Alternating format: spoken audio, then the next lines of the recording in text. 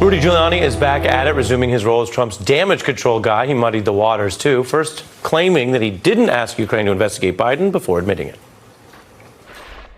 Did you ask the Ukraine to investigate Joe Biden? No, actually, I didn't. You never asked anything about Hunter Biden. You never asked anything about Joe Biden. The only thing I asked about Joe Biden is to get to the bottom of how it was that Lutsenko, who was appointed, dismissed the case against Antak. So you did ask Ukraine to look into Joe Biden? Of course I did. You just said you didn't. Can't make it up, and it's not the first time Giuliani has made this kind of revelation on live TV about accusations against his boss.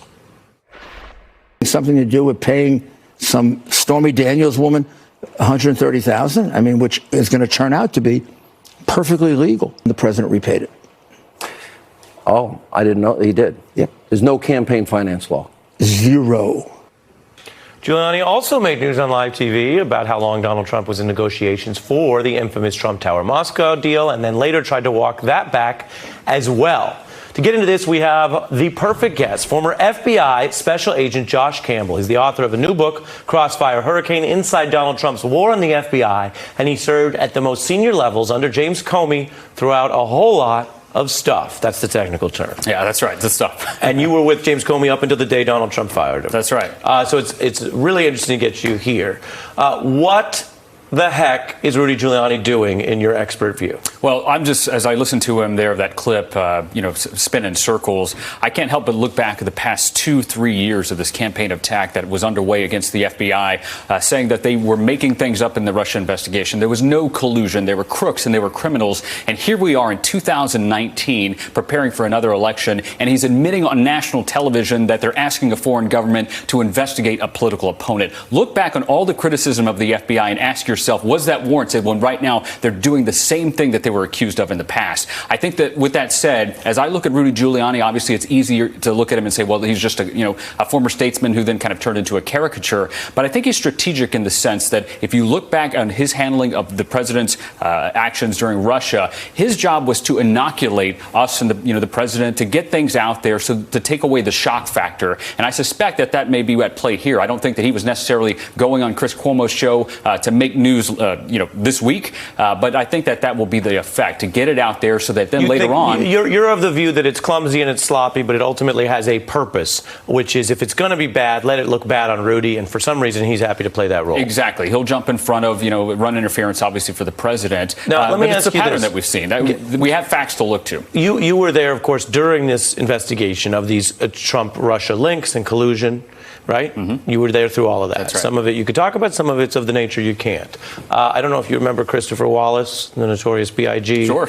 Mo money, mo problems. Right. Here we are going into another race, and it seems like mo collusion, mo problems. Why on earth do you think these people would go back towards foreign help when it caused so many problems for Donald Trump? He himself hated the way you and your team was investigating him, the way that the Russia probe unfolded.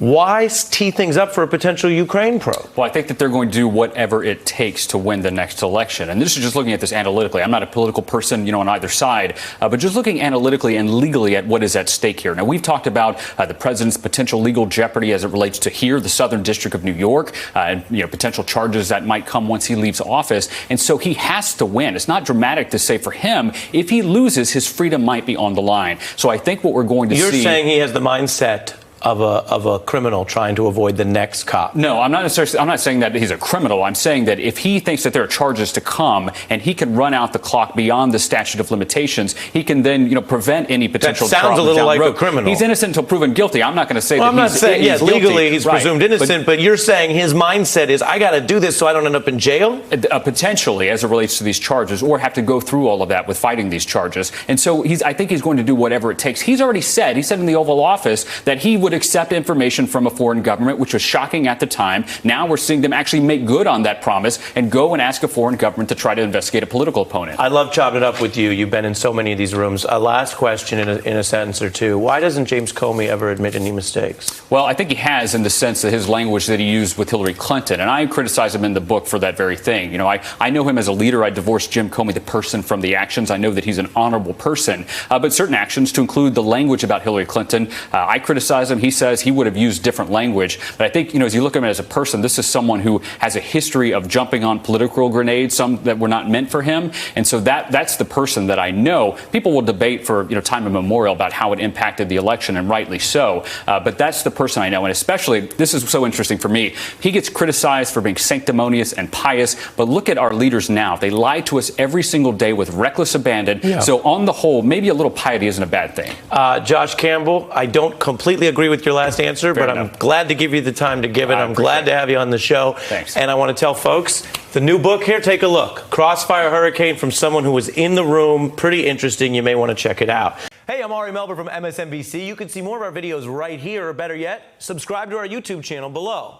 You could have been anywhere in the world, but you're here with us, and we appreciate that.